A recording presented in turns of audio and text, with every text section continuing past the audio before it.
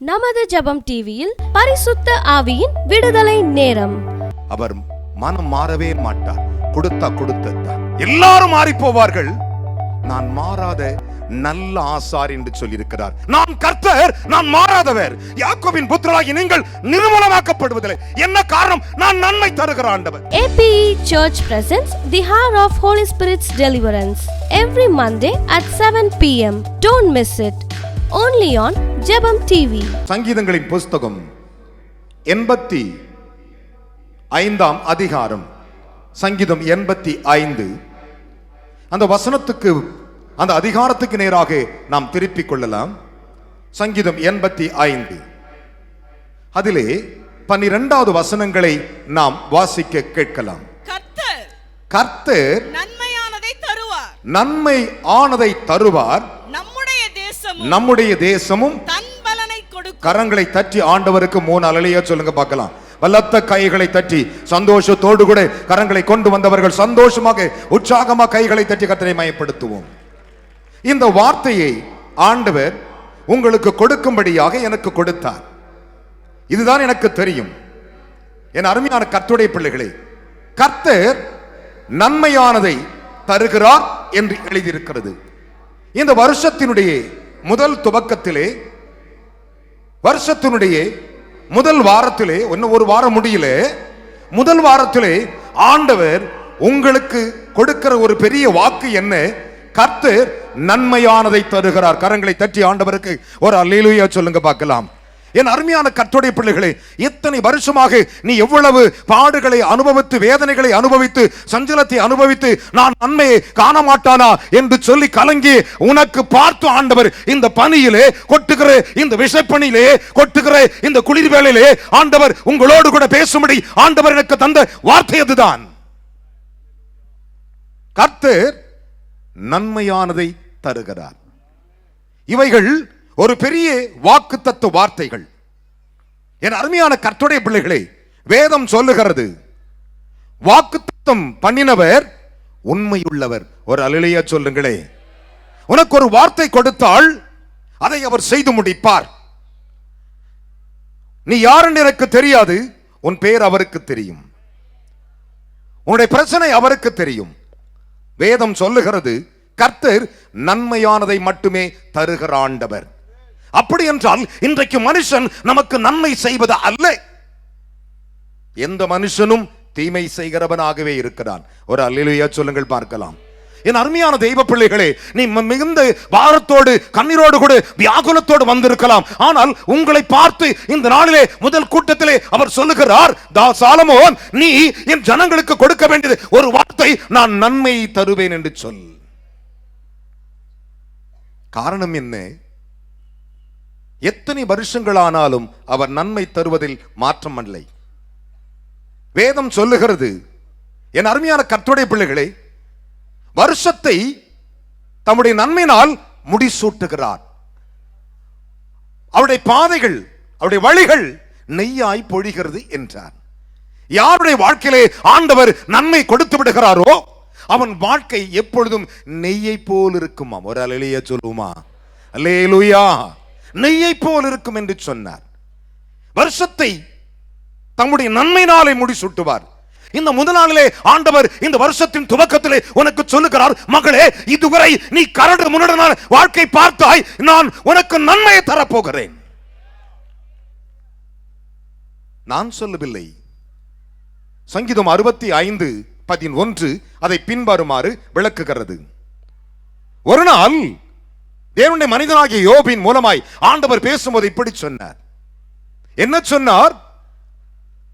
அவருக்கு அடங்கி தெய்வத்துக்கு செவி கொடுத்து அவரையே பற்றி கொண்டிருக்கிற மனுஷன், அவரை தேடுகிற மனுஷன் எவனோ, அந்த வருஷத்திலே அவன் நன்மையும் செல்வ பெருக்கினாலும் வாழ்வான் என்று சொன்னார். ஒரு அல்லேலூயா. யோபின் மூலமாய் கிழக்கத்தின் புத்திரர்கள் சீமான் மிகப்பெரிய ஐஸ்வர்யவான், எல்லாவற்றையும் இழந்து தவிக்கும் போது தேவனுடைய வார்த்தை அவருக்கு வருகிறது, செல்வத்தின் பெருக்கினாள், ஐஸ்வர்யத்தின் ஆசீர்வாதம் உலகம் முழுதும் என்ன நடக்கும் என்று அறிவித்திருக்கிறேன். ஆனால் அவருடைய பிள்ளைகளுக்கு அவர் செய்கிறது பெரிய நன்மை. ஒரு அல்லேலூயா சொல்லுங்க பார்க்கலாம். அல்லேலூயா. வேதம் சொல்லுகிறது, நான் சொல்லவில்லை. யோபின் புஸ்தகம் 36 அதிகாரம் 11 அதை பின்வருமாறு விளக்குகின்றன. அதைத்தான் ஆண்டவராகிய தேவன் இந்த உலகத்திலே வாழ்ந்துவது தம்முடைய அப்போஸ்தலனை அழைத்து சொன்னார். இவர்கள் தீமையை பின்பற்றாதபடி நன்மையை பின்பற்ற சொல் என்று சொல்லியிருந்தார். 3 யோவான் 1:11. என் அருமையான கர்த்தருடைய ஜனமே, இந்த வேதத்தை சற்று கவனித்து பாருங்கள்.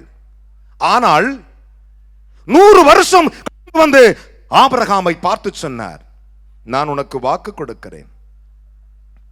யாருடைய வாழ்க்கையிலே ஆண்டவர் வாக்கு கொடுக்கிறாரோ அந்த வாழ்க்கை தான் நன்மையான வாழ்க்கை. ஒரு அல்லேலூயா சொல்லுங்களே. ஏனென்றால் வாக்கு கொடுக்கிறவர் உண்மை உள்ளவர். அல்லேலூயா. தேவன் தான் வாக்கு தத்தம் பண்ணில் உண்மையாகவே இருப்பாராம். இன்றைக்கு சொன்னார், இந்த வருஷத்தின் துவக்கத்தின் முதல் வாரத்திலே என்னை தேடி வருகிற மக்களுக்கு நான் நன்மை கொடுப்பேன். ஒரு அல்லேலூயா. பக்கத்தில் கை கொடு சொல்லுங்கள், எனக்கு நன்மை அவர் தருவார். நான் எவ்வளோ வருஷம் துயரப்பட்டு விட்டேன். எத்தனையோ செய்திகளை கேட்டிருக்கிறேன். எல்லா இடத்திற்கும் ஓடி இருக்கிறேன். நான் நன்மை காணவில்லை. ஆனால் ஆண்டவர் சொல்லுகிறார், உங்களை பார்த்து நான் உங்களுக்கு என்ன தருவேன்? நன்மையை தருவேன். மிகவும் ஆசீர்வதிக்கப்பட்ட ஒரு குடும்பத்தில் மிகப்பெரிய பணக்காரனா பிறந்தேன்.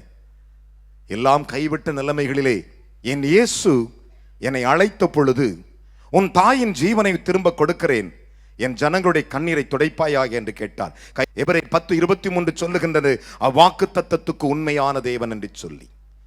எபிரேயர் 11:11 சொல்லுகிறது, வாக்கு தத்தத்திற்கு அவர் உண்மையான தேவன் என்று சொல்லி.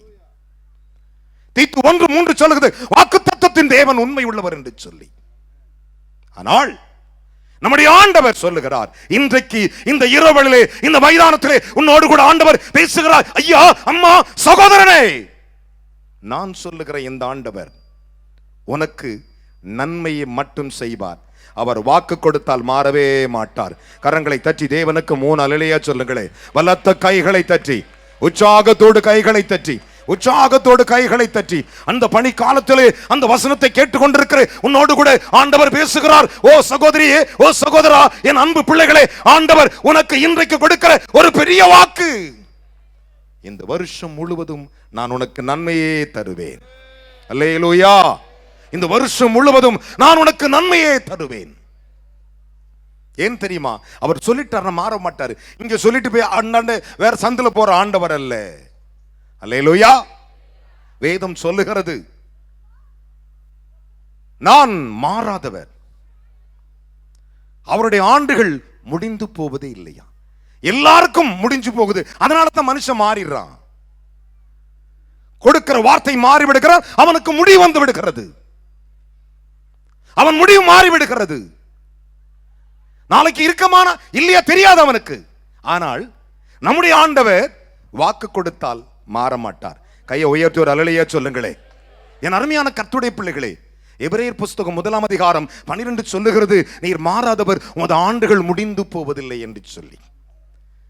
சங்கீதத்தில் தாவீது சொன்னான், தேவனே நீ மாறாதவர், உம்முடைய ஆண்டுகள் முடிந்து போவதில்லை. சங்கீதம் 102:27 சொல்லுகின்ற. அதைத்தான் என்னாகமத்திலே பிள்ளையா மூலமாய் தேவன் சொன்னார், அவர் மனம் மாறவே மாட்டார், கொடுத்தா கொடுத்ததுதான். ஒரு அல்லேலூயா சொல்லுங்களே. 23:19 சொல்லுகின்றன.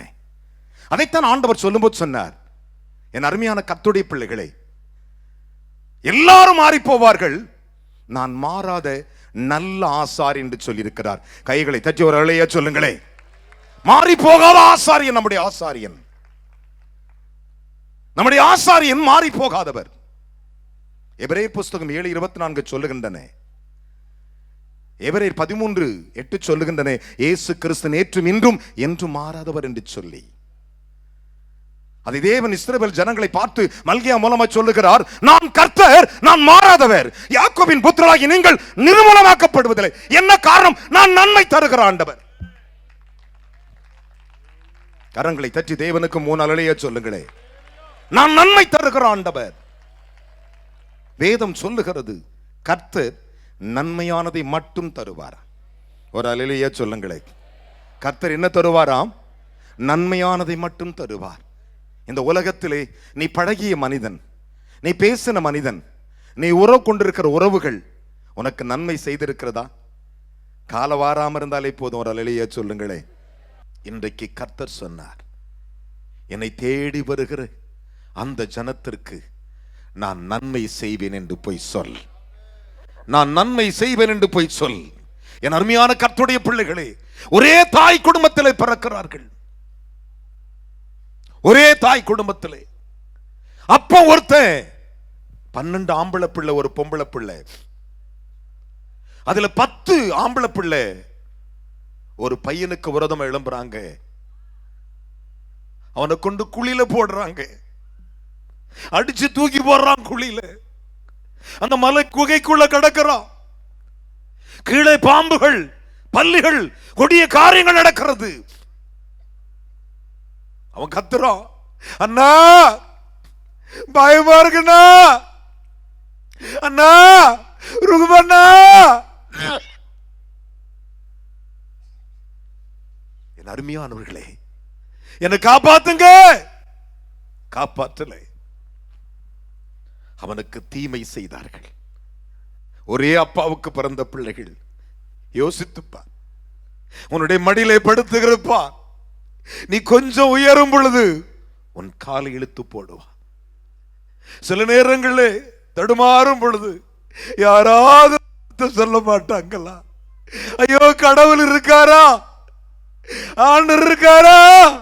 அம்மா, அண்ணா, ஐயா, ஆண்டவர் இருக்கிறார், தேவன் இருக்கிறார். என் அருமையான மகனை, மகளே, யோசித்து பாருங்கள். கதறுகிறான் யோசேப்பு என்னும் ஒரு பக்தன். கண்ணீர் வடித்துக் கொண்டிருக்கிறான். ஒருவேளை சகோதரி, மிகுந்த கண்ணீரோடு இங்கே நிமிர்ந்திருக்கிறாயா? என் வாழ்க்கை எவ்விதமாய் முடியும்? என் வாழ்க்கை மாறுமா? எனக்கு ஒரு செழிப்பு வருமா? நானும் மற்றவர்களை போல சமுதாயத்திலே என் நேசிப்பாங்களா? ஒருவருடைய இருக்கிறார், அவருக்கு பெயர் தான் இயேசு. ஒரு அல்லேலூயா சொல்லுங்க பார்க்கலாம். அவருக்கு பெயர் தான் இயேசு. இந்த முதல் நாள் இந்த சுவிசேஷத்தை கேட்கிற உனக்கு எல்லாம் நம்மை கைவிடும் பொழுது நம்முடைய தவிப்பு அவருக்கு தெரியும். ஒருவேளை அம்மா ஏமாந்து நிற்கிறாயோ, என் வாழ்க்கை முடிஞ்சிடுச்சு நினைக்கிறையோ? இல்லை, உனக்கு இந்த வாழ்க்கையை துவக்குகிறார். உன்னுடைய சந்தோஷத்தை உனக்கு துவக்க போகிறார். அவர் சொல்லுகிறார், நான் நன்மையானதை தரப்போகிறேன், போய் சொல் என்றார். சாதுபால் சாலமன், நீ போய் சொல், நான் ஜனத்திற்கு நன்மை செய்வேன் என்று போய் சொல், நன்மையை தருவேன் போய் சொல்லு. ஆனால் அத்தனை சகோதரரும் ஒன்று சேர்ந்து அவனை தூக்கி போடும் பொழுது அவன் கதறுகிறான். அவன் தான் சொன்னான், நீங்கள் எனக்கு தீமை செய்ய நினைத்தீர்கள், கர்த்தர் அதை நன்மையாய் மாற்றினார். கைகளை தட்டி தேவனுக்கு ஒரு அல்லேலூயா சொல்லுங்களேன். பலத்த கைகளை தட்டி, என்ன விசுவாச கை தட்டு, கைகளை கொண்டு ஒரு கரங்களை தட்டி தேவனுக்கு சத்தமாய் 3 அல்லேலூயா சொல்லுங்க பார்க்கலாம். நீங்கள் எனக்கு தீமை செய்ய நினைத்தீர்கள், நீங்கள் எனக்கு தீமை செய்ய நினைத்தீர்கள், தேவன் அதை நன்மையாய் மாற்றினார் என்றான். ஆதியாகமம் 50:20 அதை பின்வருமாறு விளக்குகின்றன. என் அருமையான கர்த்தருடைய பிள்ளைகளே, சற்று யோசித்து பாருங்கள். அதைத்தான் ஆண்டவர் சொன்னார் யாக்கோபு 1:17, நன்மையான ஈவு அவர் என்று சொல்லி. அல்லேலூயா. அவர் எப்படிப்பட்டவராங்க?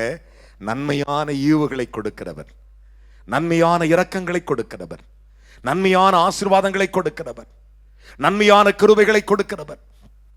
அதைத்தான் சொன்னார், நன்மையான எந்த ஈவும் அப்படின்னா எல்லா இரக்கமும், எல்லா தயவும், எல்லா கிருபையும் என்னுடையது என்றார். கையை உயர்த்தி ஒரு அல்லேலூயா சொல்லுங்களே. நன்மையான எந்த ஈவும், பூரணமான எந்த ஆசீர்வாதமான வரங்களும் ஜோதிகளின் பிதாவிடத்திலிருந்து வருகிறதா? வேதம் சொல்லுகிறது. இன்றைக்கு கர்த்தர் இந்த முதலாம் நாள் உன்னை பார்த்து சொல்லுகிறார், மகளே, மகனே, நான் நன்மையானதை தருவேன். கர்த்தர் நன்மையானதை தருகிறார். ஒரு அல்லேலூயா சொல்லுங்களே. நேற்று வரை நீ தீமை பார்த்திருக்கலாம், ஆனால் இன்றிலிருந்து உன் வாழ்க்கையில் சொல்ல போகிற சாட்சி, கர்த்தர் எனக்கு நன்மை செய்தபடினால். கைகளை தட்டி கர்த்தரை மயப்படுத்துவங்களே. எனக்கு நன்மை செய்தபடினால் நான் அவரை ஸ்தோத்திரிப்பேன், நான் அவரை நன்மை செய்தபடினால் அவரை நான் துதிப்பேன். கைகளை தட்டி தேவனுக்கு ஒரு அல்லேலூயா சொல்லுங்க பார்க்கலாம்.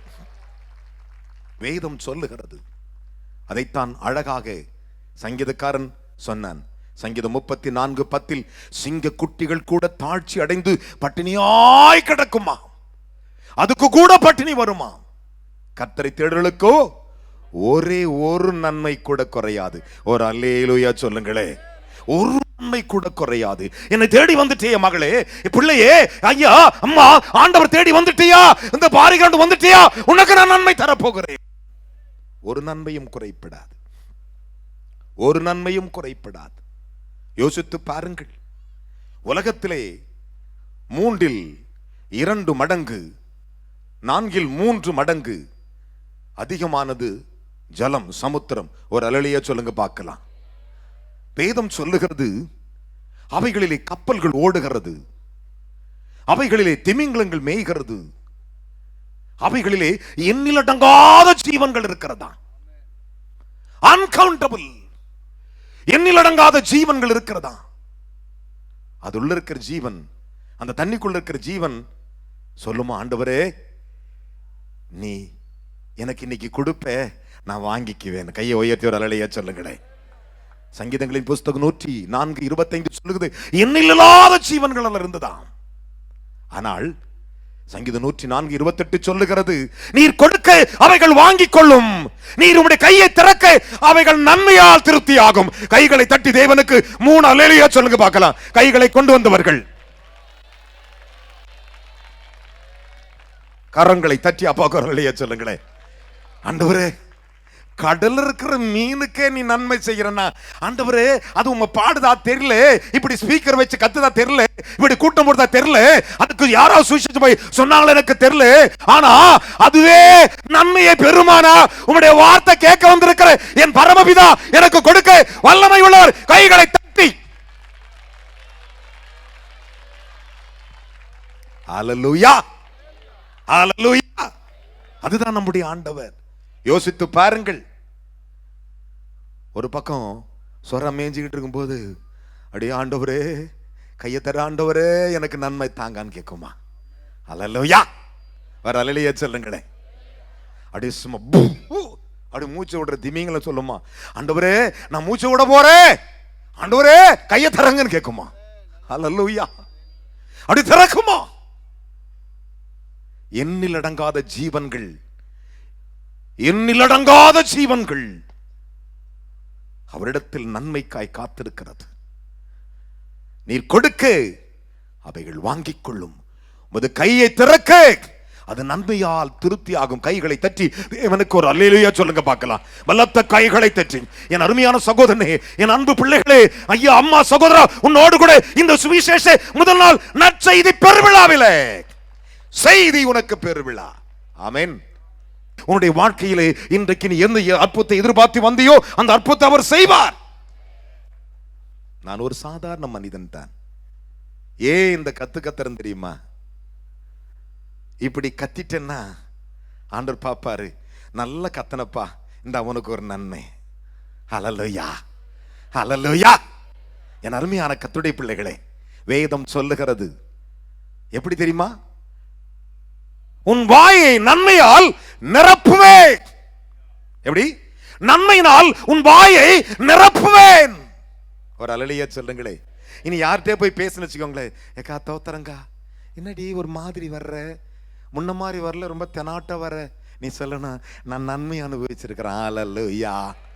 பக்கத்துல கை கொடு சொல்லுங்க, இயேசு எனக்கு நன்மை தரப்போகிறார். அல்லேலூயா. என் பிள்ளைக்கு நன்மை தரப்போகிறார், என் பிள்ளைக்கு ஆசீர்வாதத்தை கொடுக்க போகிறார். நல்லா சிரிச்சுக்கிட்டே சொல்லு. முதல் வாரத்தில் சிரிச்சுன்னு வச்சுக்கோங்களேன், டிசம்பர் கடைசி வாரம் வரையில நீ சிரிச்சுக்கிட்டே இருப்ப. ஆமென் சொல்லுங்க பார்க்கலாம். ஒரு அல்லேலூயா சொல்லுங்களே. அல்லேலூயா. அதுதான் ஆண்டவர். நன்மையினால் உன் வாயை திருப்தியாக்குவேன். கழுகுக்கு கொத்த சமமான அந்த வயது, என்ன வயது? வாழ வயது உனக்கு திரும்ப வரும். கைகளை தட்டி ஆண்டவருக்கு ஒரு அல்லேலூயா சொல்லுங்க பார்க்கலாம். பலத்த கைகளை தட்டி இஸ்ரவேல் தேவனுக்கு 3 அல்லேலூயா சொல்லுங்க. தலைமையில கை வச்சு சொல்லுங்க, ஆண்டவரே எனக்கு இன்றைக்கு நன்மை தர போகிறீர், நான் சந்தேகம் இல்லாமல் விசுவாசிக்கிறேன். ஆண்டவரே என் 2 பொட்ட பிள்ளைக்கு நான் ஆசீர்வாதத்தை கொடுக்க என்னை உயர்த்த போகிறீர். ஆண்டவரே என் வீட்டை கட்டி கொடுக்க போகிறீர். ஆண்டவரே என் வாழ்க்கையை ஆசீர்வாதமாக்கி தர போகிறீர். அதுதான் ஆண்டவர். ஆமென் சொல்லுங்களேன். ஒரு அல்லேலூயா சொல்லக்கூடாதா? ஒரு அல்லேலூயா சொல்லக்கூடாதா? நீ சொல்லும்போது உனக்கு அற்புதத்தை அவர் செஞ்சிருவார். யோசிப்பார், இவன் வேற ரொம்ப ஓவரா பிரசங்கம் பண்றான், நான் சொல்ற வசனத்துல சொல்லிக்கிட்டு இருக்கிறான், ஆனா நன்மை செஞ்சுதான் ஆகணும்னு சொல்லிட்டு என்ன செய்வார்? டிஸ்கஸ் பண்ணுவார். ஆமென் சொல்லுங்களேன். ஒரு அல்லேலூயா சொல்லுங்களேன். அவர் ரெண்டு செய்வாரு. தானியேல் சொன்னாரு, நன்மை செய்த என் ஆண்டவர் எனக்கு செய்த அற்புதத்தின் நன்மைக்கு ஸ்தோத்திரம் என்றான் தானியேல். ஆனா அதே தேவன் ஆதாம பார்த்து கேட்டார், நன்மை செய்தால் மேன்மையில்லை என்று கேட்டார். ஆமென். பாருங்க, நம்முடைய ஆண்டவர் எவ்வளவு பெரிய தேவன். யோசிச்சு பாருங்கள் என் அருமையான கர்த்தருடைய பிள்ளைகளே. இந்த முதல் அல்ல, ஆத்ம ஆதாய சபை நடத்துகிற இந்த நற்செய்தி ஆசீர்வாத பெருவிழாவில முதல்ல உனக்கு நற்செய்தி நான் உள்ள விடுறேன். அந்த ஆசீர்வாதத்தை கர்த்தரே உனக்கு தருவார். கைகளை தட்டி ஆண்டவருக்கு ஒரு அல்லேலூயா சொல்லுங்க பார்க்கலாம். பலத்த பலத்த பலத்த கைகளை தட்டி சே ஹalleluya. இதுதான் நம்முடைய ஆண்டவர். நான் நம்புறேன், ஆண்டவர் எனக்கு நன்மை தருவார் நம்புறேன்னு சொல்றவங்க மட்டும் உங்க வலது கையை உயர்த்தி காட்டுங்க. ஏசப்பா எனக்கு நன்மை செய்வீங்கப்பா, ஏசப்பா நீங்க எனக்கு நன்மை செய்வீங்கப்பா என்று சொல்றவங்க மட்டும். என் அருமையான மகனே மகளே, அப்படின்னா உன் நெத்துல இங்க பாருங்க, எனக்கு ஐயங்களே, உன் நெத்துல இப்படி ஒரு கோடை போடு, இப்படி ஒரு கோடை போட்டு இப்படி கிராஸ்ல ஒரு கோடை போடு. சிலுவை ஆண்டவரே, நான் சிலுவையை போட்டுக்கிறேன் ஆண்டவரே, எனக்கு நன்மை செய்வேன் ஆண்டவரே. அல்லேலூயா அல்லேலூயா. என் அருமையான கர்த்தருடைய பிள்ளைகளே, யாராவது ஒரு ஊழிய கறந்து சொல்லுவாங்க, ஐயரு வந்தான்னு வச்சுக்கோங்களேன், சிஎஸ் ஐயர் மற்ற ஐயர் யாரும் வந்தாலும் சரி, ஐயா எனக்கு ஒரு சிலுவை போட்டு போவான்பாங்க. ஒரு ஆவிக்குரிய கிறிஸ்தவனுக்கும் ஆண்டவரை அறியாத பெண்ணுக்கு கல்யாணம் நடந்துச்சு. தெரியுமா உங்களுக்கு? ரட்சிக்கப்பட்ட பக்கா அபிஷேகம் பெற்ற ஒரு ஆசாரியனுடைய மகனுக்கு ஒரு கல்யாணம் நடக்குது. அது பிரஜாதி பெண். அவங்க புறப்படும்போது சொல்றாங்க, அந்த பொண்ணை கூட்டுக்கிட்டு வர்றதுக்கு ஒரே ஒரு சிங்கிள் பொண்ணு தான், அது ஒரே ஒரு லேடி தான். அந்த லேடியை கூட்டு வர்றதுக்கு 10 ஒட்டகம் போச்சான். ஒரு அல்லேலூயா சொல்லுங்களேன். எத்தனை ஒட்டகம் போச்சு? 10 ஒட்டகம் போச்சு. எத்தனை ஒட்டகம் போச்சுங்க? கத்தமாக ஒரு அல்லேலூயா சொல்லுங்களேன். நீங்க நினைக்கிறேன் ஏன் 10 ஒட்டகம்? நான் கேட்கிறேன், ஒரே ஒரு லேடியை கூட்டு வர்றதுக்கு 10 ஒட்டகம் தேவையா? ஆனா இந்த 10 ஒட்டகம் 10 கற்பனையும் 10 கட்டளையும் சொல்லுகிறது. கைகளை தட்டி ஒரு அல்லேலூயா சொல்லுங்களேன். வல்லத்த கைகளை தட்டி ஹalleluya. ஒரு பிரஜாதி யாரு? ரெபேக்கா. அவள் புறப்படும் பொழுது லாபானும் பெத்துவேலும் குடும்பத்தார் சொல்லுகிறார்கள், எம்மா நீ போய் நல்லா வாழுன்னு சொல்லல, எங்கள் சகோதரியே நீ கோடா. ஒரு அல்லேலூயா சொல்லுங்களேன். ஒரு அல்லேலூயா சொல்லுங்களேன். ஹalleluya. ரட்சிக்கப்படாத ஒரு அம்மா நம்ம அப்பன் ஈசாக்க கல்யாணம் பண்ணதுக்கு கோடி ஆசீர்வாத நன்மை வரும்னா, நம்முடைய ஆண்டவர் நம்ம எப்படி ஆசீர்வதிப்பார்? கைகளை தட்டி ஒரு அல்லேலூயா சொல்லுங்களேன். ஆதியாகமம் 24 வாசித்தா உங்களுக்கு தெரியும் என் அருமையான கர்த்தருடைய பிள்ளைகளே. ஆனால் 40 நாள் சண்டை நடக்குது. எத்தனை நாள்? நான் முடிக்க போறேன். எத்தனை நாளுங்க? 40 நாள் சண்டை. நமக்கு 40 நாள்ல பாஸ்டிங். 40 நாள் சண்டை நடக்குது. ஒருத்தன் காலையில வருவான், சாயங்காலம் வருவான், மத்தியானம் வருவான். யாராதே எவனும் இல்லையா? போயிடுவான், போய் திண்டு படுத்துக்குமா. இப்படியே 40 நாள் நடந்து வந்தான். அவனுக்கு பேர் தான் பெலிஸ்தியனாகிய கோலியாத்து. ஒரு அல்லேலூயா சொல்லுங்களே. இந்த கோலியாத்தை ஜெயிச்சதுக்கு தாவீது ஒரு பெரிய காரியத்தை செய்யவில்லை. யாருக்குமே தெரியாது. அதான் நன்மை. ஊழியக்காரர்கள் கொஞ்சம் அறிஞ்சுக்கோங்க. அவனுடைய தகப்பனாகிய ஈசாய் தாவீது கூப்பிடுறாரு, தம்பி இங்க வா, யுத்தத்துக்கு போ, அங்கே உன் சகோதரன் நல்ல சுகம் விசாரிச்சுட்டு வா. ஆனா இங்கிருந்து போகும்போது வெறுமனையா போகாதே, 10 பால் கட்டி கொண்டு போய் என்றான். கைகளை தட்டி அப்பாவுக்கு ஒரு அல்லேலூயா சொல்லுங்களே. இந்த 10 பால் கட்டி தான் உனக்கு அற்புதத்தை கொண்டு வர போகிறது. விசுவாசிக்கிறியா? விசுவாசிக்கிறேன்னு சொல்றவங்க மட்டும், நான் மனசார விசுவாசிக்கிறேன்னு சொல்றவங்க எழுந்து நின்று அல்லேலூயா சொல்லணும். சொல்லிட்டு உட்கார கூடாது, எழுந்து நின்று அல்லேலூயா சொல்லணும். 3 அல்லேலூயா சொல்லணும். நான் வரும்போதே 10 பால் கட்டி கொண்டு வந்த கையை வைத்துங்க, நான் 10 பால் கட்டி கொண்டு வந்திருக்கிறேன். நல்லா கவனிங்க, 10 பால் கட்டி கொண்டு வந்தாங்க தலைமையில சொல்லு, நான் 10 பால் கட்டி கொண்டு வந்திருக்கேன். ஹalleluya. இதுதான் என்னுடைய நன்மை, இதுதான் என் நன்மை. ஆமென் சொல்லுங்களேன். ஈசாயின் மகன் தாவீது வந்திருக்கிறார். என்னவா? என்ன விஷயம்? அவர் சிங்கத்தை ஆட்சி போட்டாராமே. அப்படியா? கரடி ஆட்சி போட்டாராமே. அப்படியா? 1 சாமுவேல் 17ஆம் அதிகாரத்தில் அப்படின்னு கூட்டு வந்தான். யாரே? சவுல் தாவீதை. தம்பி என்னப்பா, என் தகப்பனுடைய ஆடுகளை ஒரு விசை மேய்த்து கொண்டிருந்த போது ஒரு விசை சிங்கம் வந்தது, ஒரு விசை கரடி வந்தது, அடிச்சேன், கொண்டு தூக்கி போட்டு என் ஆட்டை காப்பாத்திட்டாங்க. அல்லேலூயா. ஒரு அல்லேலூயா சொல்லுங்களேன். அந்த கரடிகளிலும் சிங்கத்தில் ஒருவன் தான் இந்த பனமர உயரமான கோலியாத்துனா. அல்லேலூயா. இன்றைக்கு பாரிவாக்கத்தில் இருக்கிற கோலியாத்து விழுந்தான். எத்தனை பேர் விசுவாசிக்கிறீர்கள்? விசுவாசிக்கிற கைகளை தட்டி ஆண்டவருக்கு 3 அல்லேலூயா சொல்லுங்க பார்க்கலாம். ஹalleluya. என் அருமையான கர்த்தருடைய பிள்ளைகளே, அப்படியா? சரி, ஓகே, ரைட். உடனே என்ன பண்ண? சவுல கூப்பிட்டான்.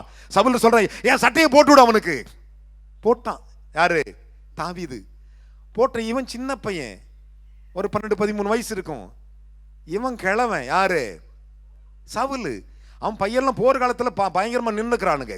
இவன் வயசானவன் சட்டையை போட்டு நடந்து பார்க்கறான். இப்படி போகுது. வந்தா, யோ உன் சட்டையும் வானா, உன் பனியனும் வானாயான்ட்டான். ஆமென் சொல்லுங்களேன்.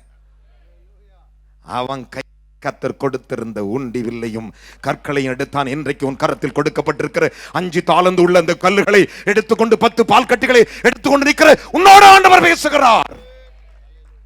இன்றைக்கு முடிவு செய்து கொள், என் ஆண்டவர் எனக்கு நன்மை தருவார். ஆமென். நன்மை தருவான்னு சொல்றவங்க மட்டும் நின்ற வண்ணமாக ஒரு வசனத்தை வாசிக்க போகிறோம். என் அருமையான கர்த்தருடைய பிள்ளைகளே, ரோமர் எழுதின நிருபம் 8ஆம் அதிகாரம் 28 சொல்லுகிறது, அன்றியும் அவர் தீர்மானத்தின்படி. பைபிளோட கீழே வைங்களேன், பைபிளை கீழே வச்சிருங்க. அன்றியும் அவர் தீர்மானத்தின்படி தேவனிடத்தில் அன்பு கூறுகளுக்கு சகலமும் நன்மைக்கு ஏதுவாகவே நடக்கிறது என்று இருக்கிறோம். கைகளை தட்டி ஒரு அல்லேலூயா சொல்லுங்க பார்க்கலாம். வல்லத்த கைகளை தட்டி விசுவாசிக்கிறவங்க சத்தமா கை தட்டி சொல்லுங்களே.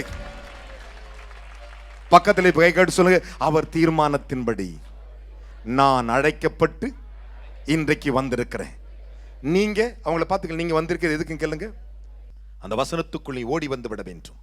அந்த வசனத்துக்குள் நீ வந்துட வேண்டும். 2000 ஆண்டுகளுக்கு முன்பு இயேசு மனிதனாய் உலாவிக் கொண்டிருந்த பொழுது பிதாவாகிய தேவன் இந்த உலகத்திற்கு அவரை அனுப்பினார். என்ன சொல்லி அனுப்பினார் தெரியுமா? நீ போய் நன்மை செய் என்று சொல்லி அனுப்பினார். அதனால தான் பிதாவாகிய தேவன் இயேசுவை அபிஷேகித்தார். அப்போஸ்தலர் நடவடிக்கையின் புஸ்தகம் 10ஆம் அதிகாரம் 38வது வசனம். 2 கையை உயர்த்திக்கோ. அந்த வசனத்துக்குள்ள நீ ஒப்பு கொடுப்பாயானால் உன் வாழ்க்கை இன்று இரவு மாறும்.